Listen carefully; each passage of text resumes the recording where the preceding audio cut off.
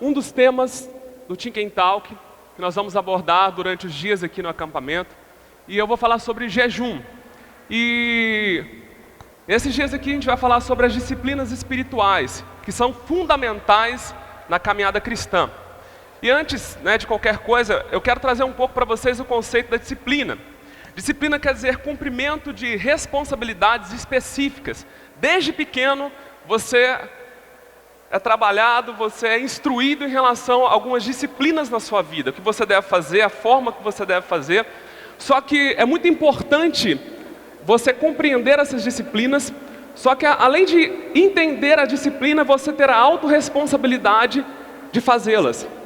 Então é muito importante aqui no acampamento a gente vai falar de oração, foi falado ontem, pastor Zé, falar de jejum, falar da palavra, mas mesmo nós falando e ensinando, mesmo a gente trazendo para você essa informação, se você não entender e trazer isso para dentro da sua vida, isso não faz nenhum sentido.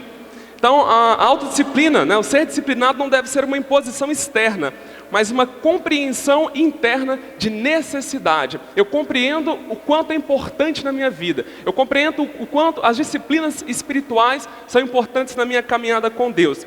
Exercer a disciplina entendendo a sua importância e necessidade é um caminho sem lei, sem culpa e sem desculpas. Quando eu vivo as disciplinas espirituais, eu entendo a importância delas na minha vida, eu não preciso dar desculpa. Eu faço aquilo, fica algo automático, fica algo prazeroso na minha vida. E em Provérbios 23:12 diz assim: dedique à disciplina o seu coração e os seus ouvidos às palavras que dão conhecimento. E disciplina espiritual, o que a gente pode falar das disciplinas espirituais? São as disciplinas pessoais, corporativas, que promovem crescimento espirituais. São hábitos de devoção e cristianismo experimental, que tem sido praticado pelo povo de Deus desde os tempos bíblicos. Então a oração, o jejum, a gente vai ver no Antigo Testamento, várias citações referentes ao jejum. E no Novo Testamento, Jesus também ele traz no Sermão do Monte, no capítulo 6, ele vai falar sobre a importância do jejum e nos ensina como jejuar. Depois em Mateus no capítulo 9, mais uma vez Jesus ele vai falar também sobre o jejum. E qual a importância das disciplinas espirituais na vida cristã? Deus ele nos deu as disciplinas espirituais como meio de receber a sua graça. Nós somos pecadores. E é por meio da graça de Deus que nós somos salvos, você entende isso? Amém? É pela graça que nós somos salvos. Então quando nós exercemos ou quando nós praticamos alguma disciplina espiritual, não quer dizer que é o fato de nós sermos bons, mas é o fato que nós fazemos ali pela graça e pela misericórdia ao qual Deus ele tem pelas nossas vidas. A nossa natureza ela é pecaminosa, e em Gálatas 6:8 diz assim: o que semeia para a sua própria carne, da carne colherá corrupção. Mas o que semeia para o Espírito, do Espírito colherá a vida eterna. Então quando nós vivemos as disciplinas espirituais, nós estamos semeando na nossa vida espiritual, para o crescimento dela. O lavrador não consegue fazer germinar o grão, tudo o que ele pode fazer é prover condições certas para o crescimento do grão. Então o que nós fazemos ali, nós semeamos e Deus ele vai fazer com que o desenvolvimento da nossa vida espiritual vai acontecendo dia após dia. Tem uma citação muito legal de A.W. Tozer. Ele diz o seguinte, que um homem de Deus, ele foi questionado o que era mais importante, se era ler a Bíblia ou orar. E aquele homem respondeu da seguinte maneira, que o que é mais importante para o pássaro, a asa direita ou a asa esquerda? Ou seja, as disciplinas espirituais em conjunto, elas é que vão fazer com que a nossa vida espiritual, que o nosso crescimento espiritual com Deus, ele vai se desenvolver com o passar do tempo. E o jejum, as pessoas falam sobre votos, propósitos, mas hoje eu quero falar um pouco mais sobre jejum. E John Wesley diz o seguinte: algumas pessoas têm exaltado o jejum religioso e elevando além das escrituras e da razão, e outras têm menosprezado por completo. Muitas vezes a gente vê pessoas jejuando com um objetivo que não tem nada a ver. E tem muitas pessoas também que não dão a mínima importância para o jejum. Porque, gente, ficar com fome não é fácil. Ficar com fome não é algo... Tem gente que fica estressado quando está com fome. Tem alguém que fica estressado quando está com fome? Então. É muito comum. E aí o jejum, em Mateus, no capítulo 6, verso 16 a 18, Jesus diz assim, ó: quando jejuarem, não mostrem uma aparência triste como os hipócritas, pois eles mudam a aparência do rosto, a fim de que os homens vejam que eles estão jejuando. Eu lhes digo que verdadeiramente que eles já receberam a sua plena recompensa. Ao jejuar, põe um óleo sobre a cabeça, lave o rosto, para que não pareça aos outros que você está jejuando, mas apenas o seu pai que vem em secreto, e seu pai que o vem em secreto o recompensará. Aqui, a primeira pergunta é: o jejum é uma prática para os dias atuais? Eu quero dizer para você que sim, tá? Porque Jesus ele disse, quando jejuar, Jesus não ia ensinar um princípio no Sermão do Monte, se não fosse algo para a gente praticar nos dias de hoje. E em Mateus 9, 14 e 15 diz assim: então os discípulos de João vieram perguntar-lhe, por que nós os fariseus jejuamos, mas os teus discípulos não? E Jesus respondeu: como podem os convidados do noivo ficar de luto enquanto o noivo está com eles? Virão dias quando o noivo não lhes será tirado, então jejuarão. Então ele está falando do tempo de hoje, quando o noivo for tirado, quando Jesus, ele foi crucificado, ele morreu, ele ressuscitou, ele foi assunto aos céus, e nós estamos vivendo o tempo de hoje, que esse tempo que ele está falando, que nós devemos jejuar, que nós devemos ter uma prática de jejum nas nossas vidas. O propósito do jejum,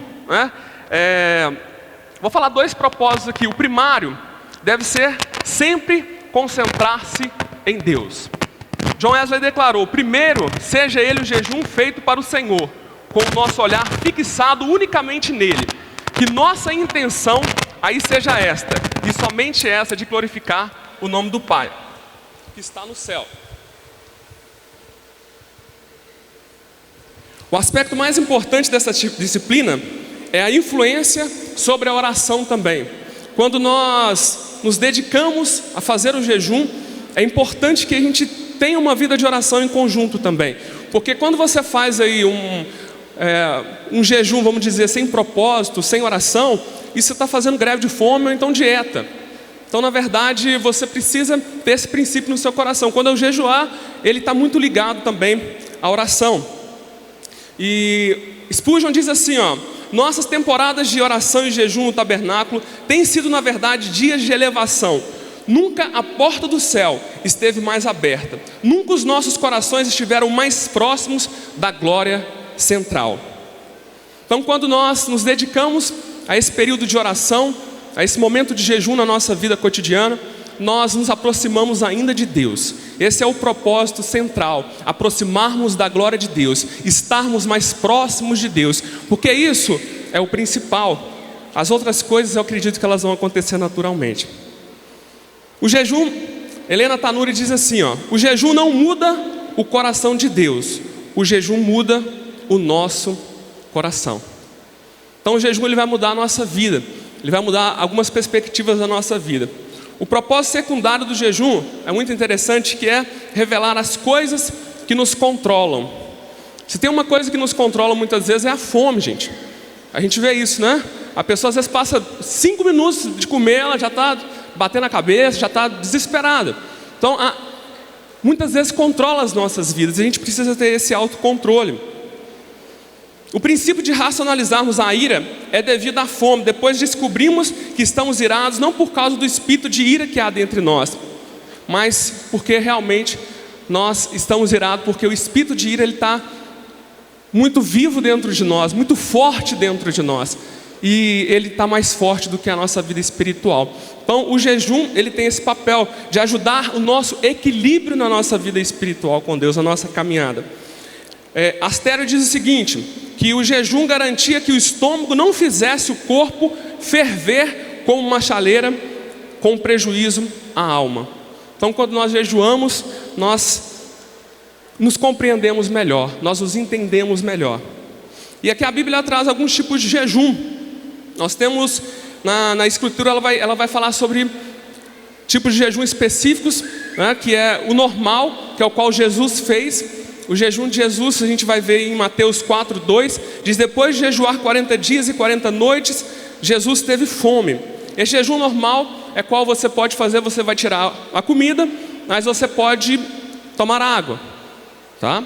É um jejum normal. O jejum parcial é uma limitação de alimentos, mas você pode pegar alguns alimentos você não vai comer, mas outros sim, como foi Daniel. Daniel, ele não quis se envolver com as iguarias do rei, então ele comeu algumas coisas apenas, que foi frutas e outras coisas. Jejum absoluto é o jejum de comida e água, né? É o jejum que, segundo os estudiosos, Moisés e Elias, ele fez jejum. Só que é colocado como um jejum também sobrenatural. Por quê? Eles ficaram 40 dias sem água, e o corpo humano, o natural, ele não consegue ficar esse tempo todo. E aí a gente vai ver apóstolo Paulo em Atos 9, capítulo 9, verso 9, quando ele tem a visita de Jesus, né? E ele fica 3 dias sem comer e sem beber nada. E a gente vai ver na Bíblia vários homens e mulheres de Deus que jejuaram. Moisés, né? Davi, Elias, Esther, Daniel, Ana, Paulo, o apóstolo Paulo e Jesus Cristo também, que nos trouxe esse exemplo. E aí ele vai falar, Jesus, sobre uma questão muito importante no capítulo 6, que é como é a nossa atitude durante o período de jejum, né? Por quê? Muitas pessoas, ele vai falar assim, ó, quando você jejuar, não fica com a cara triste, não demonstra tristeza, não demonstra angústia. E isso muitas vezes é muito natural. Você chega perto da pessoa, pergunta como é que ela está, em vez de ela te dar bom dia, ela fala assim, eu estou de jejum. Alguém já viu alguém fazer isso? Antes dela te falar qualquer coisa, eu estou de jejum, mas... Então assim, o propósito do jejum, é claro que existem jejuns também em grupos. Você pode fazer jejum com outras pessoas, as pessoas podem saber que você está jejuando. Mas o que Jesus está falando aqui, era a hipocrisia que existia no coração daquelas pessoas. Por quê? Eles queriam demonstrar que eles estavam jejuando. Isso é um ato de hipocrisia. E aí ele fala assim, ó, a ordem negativa estão buscando a recompensa errada no jejum, a saber, o reconhecimento de outras pessoas. De alguém virar para falar assim, coitado, mãe que é assim, né, gente? Você vai ficar sem comer? Vou, mas para quê? Mas por que você vai ficar, não é assim? Sua mãe fala assim com você? Por que você vai ficar? Mas você tem que comer alguma coisa. Normalmente é assim, às vezes a pessoa ela quer, os judeus daquela época, Jesus está falando isso com um propósito, ele não está falando isso à toa, tinha um propósito, qual Jesus estava falando isso, porque os judeus eles faziam isso, eles ficavam com a cara triste, né, de uma forma que demonstravam que eles estavam jejuando. Por quê? Porque eles queriam ser reconhecidos pelo homem. Você é muito bom porque você está jejuando, você é muito legal, você é muito espiritual porque você está jejuando. Então o propósito não é demonstrar nossa espiritualidade quando nós estamos jejuando, mas é mostrar para Deus o quanto nós queremos uma vida de intimidade com Ele. Esse é o propósito maior. E depois ele vai falar que quando você jejuar, você tem que fazer o quê? Arrume o cabelo, passa a chapinha, lave o rosto, para que não pareça aos outros que está jejuando. Gente, arruma, toma banho, seja, né? Você tem que estar bem, porque tem gente que demonstra que está totalmente destruído. Não, você tem que demonstrar que você está legal, porque isso é falsidade? Não. A falsidade era o que eles faziam, eles queriam demonstrar isso como sentido de superioridade em relação a alguma coisa. Isso Jesus ele não se agradava. E Jesus ele nos traz aqui, a gente vai ver no final do capítulo 6, onde ele vai falar aí no 9 a 13, ele fala sobre a oração do Pai Nosso, e a gente vai ver essa ligação aí, né, daquilo que, a promessa que Deus tem através do jejum. Qual que é a promessa que Deus tem através do jejum? 3 anseios principais, porque ele falou que se nós fizermos e não demonstrarmos para o outro, no final do versículo, ele vai nos garantir, né? E aí, o que é o entendimento, qual que é essa garantia de Deus? Primeiro, o nome de Deus seja santificado. Mais importante do que Deus te dar uma casa, pelo fato de fazer jejum, te dar um carro, te dar qualquer coisa, o seu propósito é em cima desse, não é. O nome dele é santificado ou reverenciado. Que o reino venha e que a vontade dele seja feita na sua vida. Esse é o princípio principal. Tempo ou frequência. Jesus ele não vai citar um tempo que você tem que fazer, ou frequência, o dia da semana, ele não vai falar isso, né? Então tempo ou frequência de jejum, isso aí vai de cada pessoa, isso é individual, é você que vai fazer de acordo com aquilo que Deus colocar no seu coração. O tempo, muitas vezes jejum, você começa a fazer uma vez na semana, e às vezes você começa fazendo 4 horas, 6 horas, né? E aí você vai aumentando com a prática de jejum, você vai se acostumando, né? E nós temos, né, estudar dentro da fisiologia do humana, como que o nosso corpo funciona.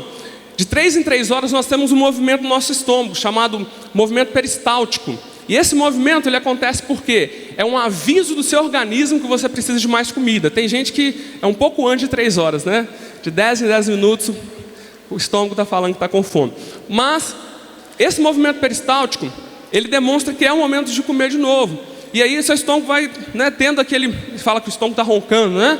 E isso vai acontecendo continuamente. Depois que você vai se adaptando com o jejum, você vai tendo, seu estômago não vai diminuir esse movimento que às vezes é tão comum no início do jejum. Jejum não deve ser uma rotina legalista. Você não vai fazer porque, eu tenho que fazer porque eu sou obrigado a fazer. Você tem que fazer porque você está em paz para fazer o jejum, porque você está a fim de fazer o jejum. Jejuar é provocar a sua alma a se curvar ao domínio próprio e desesperadamente sentimentos ocultos, que se render às nossas motivações espirituais. É se render às suas motivações espirituais.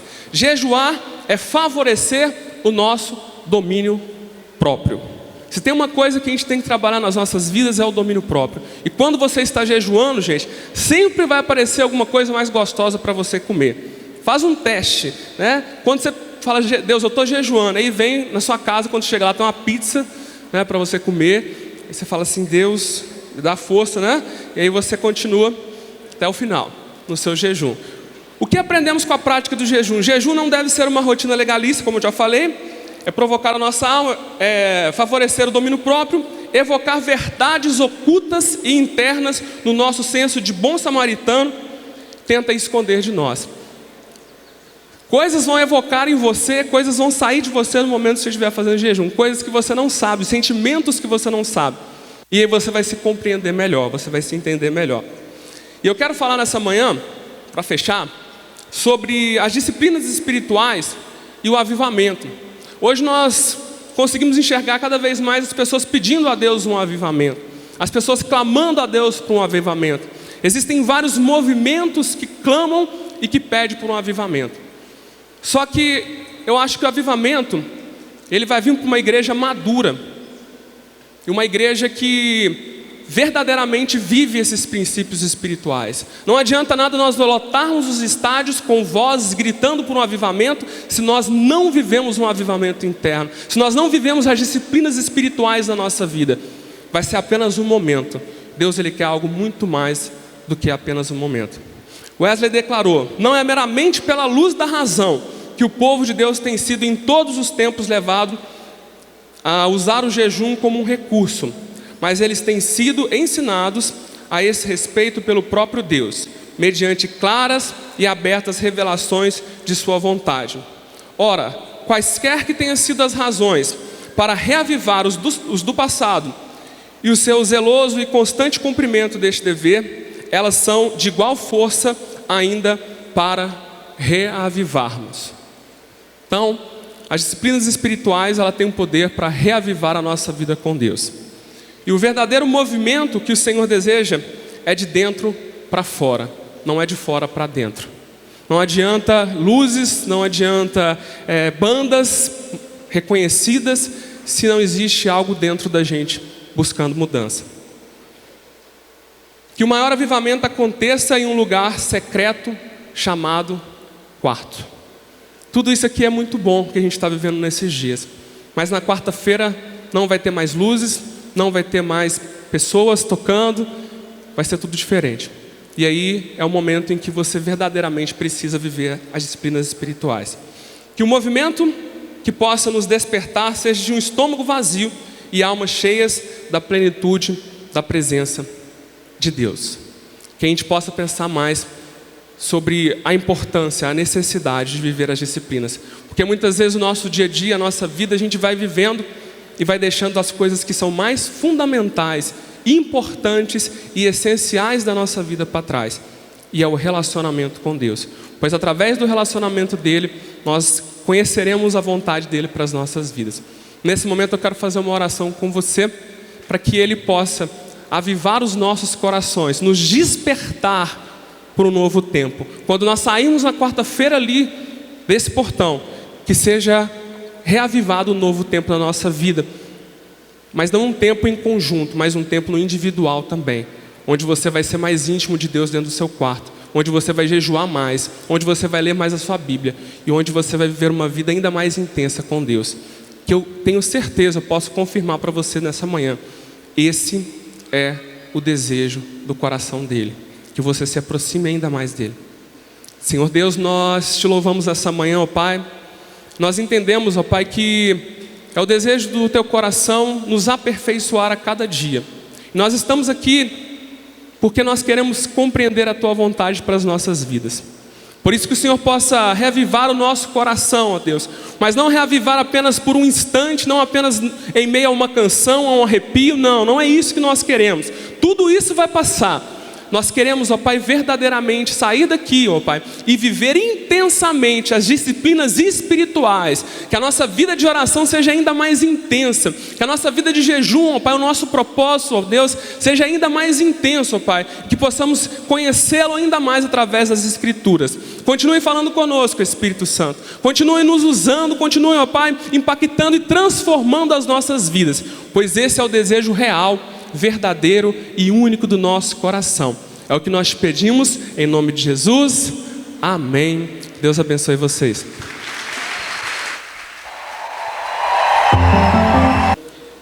Estamos apenas no segundo dia.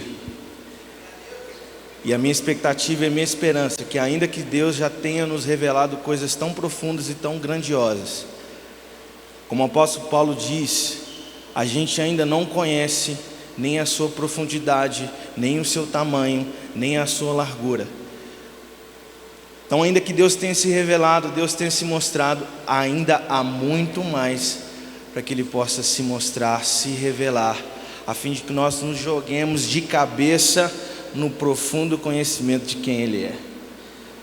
Então, para dar seguimento a esse entendimento de quem Ele é, de maneira Ele quer nos despertar nessa manhã, nós vamos ler esse texto de Apocalipse, no capítulo 2, de 1 a 7. Diz assim a palavra de Deus: Ao anjo da igreja em Éfeso escreve: Essas coisas diz aquele que conserva na mão direita as 7 estrelas e que anda no meio dos 7 candeeiros de ouro. Conheça as tuas obras, tanto o teu labor quanto a tua perseverança, e não podes suportar homens maus, e que puseste à prova os que a si mesmos se declaram apóstolos e não são, e os achastes mentirosos, e tens perseverança e suportado provas por causa do meu nome, e não deixaste esmorecer. Tenho, porém, contra ti, que abandonaste o teu primeiro amor. Lembra-te, pois, de onde caíste, arrependa-te e volte a praticar as primeiras obras, e se não, venho a ti e moverei do teu lugar o teu candeeiro, caso não te arrependas. Tens, contudo, o teu favor, que odeias as obras dos nicolaítas, as quais eu também odeio. Quem tem ouvidos ouça o que o Espírito diz à igreja. Ao vencedor dar-lhe-ei que se alimenta da árvore da vida e que se encontra no paraíso de Deus. Bom, com nosso pastor deu uma introdução sobre o livro de Apocalipse. A gente já sabe que João estava preso, e ele estava preso porque ele tinha roubado algo, porque ele tinha lesado alguém, ou porque ele tinha matado alguém. O motivo da prisão de João, o apóstolo João, que caminhou com Jesus, foi o fato dele estar pregando a palavra, e a sua fé, a sua devoção a esse Jesus Cristo, que agora se revela a ele. E ele diz que no dia do Senhor, ele se encontrava no dia do Senhor, ele ouviu uma grande voz, e a gente pode entender que esse dia do Senhor seria um domingo pela manhã, que até então os judeus, eles acreditavam que um dia do Senhor seria no sábado, e agora Jesus já é ressurreto, Jesus ressurgiu pelo domingo de manhã, e acreditava-se aqui então que a partir de agora o domingo seria o dia do Senhor, um dia que ele ressurgiu. E no dia que o Senhor ressurge, o próprio Jesus, ele vai de encontro a João, como som de muitas vozes, fala com ele para que ele pudesse escrever literalmente tudo aquilo que ele queria dizer. O que ele queria dizer para as igrejas, as 7 igrejas que estavam espalhadas pela Ásia. A gente pode entender que de fato essas cartas, essas mensagens são direcionadas exclusivamente para essas igrejas, mas o texto vai dizer que o próprio Jesus, ele estava com as suas mãos, ele detinha essas 7 igrejas, ele estava por posse dessas 7 igrejas, e a gente pode entender que Jesus, ele tem um controle também dessas 7 igrejas espalhadas pela Ásia, mas ele também tem um controle total sobre igrejas espalhadas por todo o mundo. Então essa mensagem serviu para as igrejas que estavam espalhadas naquele lugar, para Éfeso, para Esmirna, para Pérgamo, para as 7 igrejas espalhadas, mas ela também serve para a igreja do Senhor que está nesse lugar, nesse tempo, nesse momento. Então essa carta, essa mensagem, ela é para mim e para você. Amém? Essa mensagem é endereçada para uma igreja chamada Éfeso. Éfeso é uma cidade dessas 7, a mais rica, a mais poderosa, a mais suntuosa, a mais populosa. Existia um rio que todos os seus afluentes, todos os seus caminhos chegavam em direção a Éfeso. Então Éfeso tem um porto muito grande, e um giro de economia cabuloso. Várias pessoas de todo o mundo chegavam para fazer negociação. Pessoas vindas de todo o mundo estavam naquele lugar. Era a porta de entrada para muitas pessoas, muita gente, muito dinheiro. As pessoas tinham muitas posses. Enfim, Éfeso é uma cidade muito grande, para os moldes daquela época. Acredita-se que cerca de mais de 250 mil habitantes pertenciam àquele... Quanto tem Juiz de Fora? Habitantes? 700? 600? Mais ou menos? 600? Mais ou menos um terço, vamos assim dizer, metade, estava ali situada em Éfeso. É grande, para os moldes daquela época era muito grande. E por ter muita gente, por ter muito comércio, por ser rota de muita coisa, era uma cidade que era uma cidade livre. O mundo era dominado por Roma, mas Éfeso tinha o título de cidade livre. O que isso quer dizer? Éfeso não tinha obrigação nenhuma de receber as tropas de Roma. Como toda cidade, o imperador podia mandar os seus impérios, mandar a sua tropa, mandar o seu exército, para onde quer que ele quisesse mandar, e aquela cidade, aquele rei, aquele povo, tinha que acolher aquele exército, alimentar, e deu espaço. Éfeso não tinha obrigação nenhuma, nem tampouco de oferecer os seus homens para estarem em luta. Éfeso é uma cidade livre, porque é uma cidade top, cidade grande, ela não tinha obrigação nenhuma a única coisa que ela é uma diplomacia com César, e todas as vezes que o próprio César se movimentava, ia para algum lugar, ele escolhia a Éfeso, porque era uma cidade onde tinha mais gente, tinha mais povo. E por ter mais gente também tem o quê? Muito problema, tem muita treta, tem muito embate. E a igreja também estava espalhada por todo o canto, vários tipos de entendimento sobre a igreja, como a igreja seria. Existia um templo que era um dos maiores templos que se podia existir naquele tempo, o templo da deusa Diana, onde as pessoas iam para lá e adoravam, existiam escolas de ensinamentos a respeito de...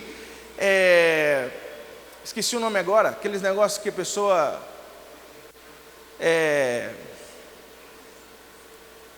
que põe um trem aqui para poder dar sorte. Um só, gente. Amuleto. Eles tinham as escolas para poder explicar que tipo de amuleto você tinha que usar para determinada situação. Você quer o quê? Você quer ganhar dinheiro? Não, você tem que fazer uma escola aqui para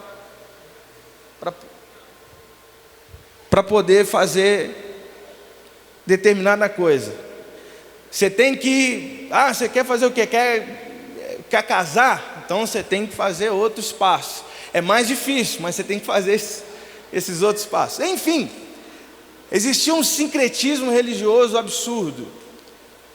E esse era o cenário de Éfeso. Um povo rico, povoso, um porto que gerava muita grana, que o tempo todo tinha gente que estava lá. E isso é um campo extremamente precioso e valioso no que diz respeito ao campo missionário.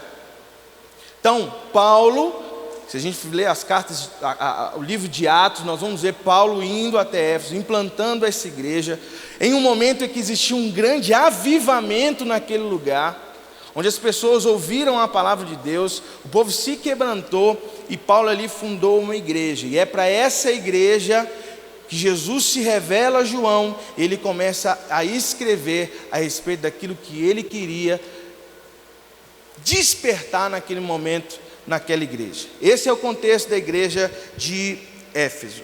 No versículo 1 diz assim: ao anjo da igreja em Éfeso. O anjo da igreja é o pastor, o líder, aquele que estava sendo representante de Deus ali naquele lugar. Ontem pela manhã a gente teve o privilégio de ouvir o anjo da nossa igreja, Igreja Batista da Getsemane, pastor Jorge Linhares. Então aqui ele escreve ao Jorge Linhares de Éfeso essa carta, diz: ao anjo do Senhor em Éfeso, escreve essas coisas. Diz aquele que conserva na mão direita as 7 estrelas, aquilo que a gente já tinha comentado. Quem escreve ou quem diz essas palavras é o próprio Jesus, aquele que detém o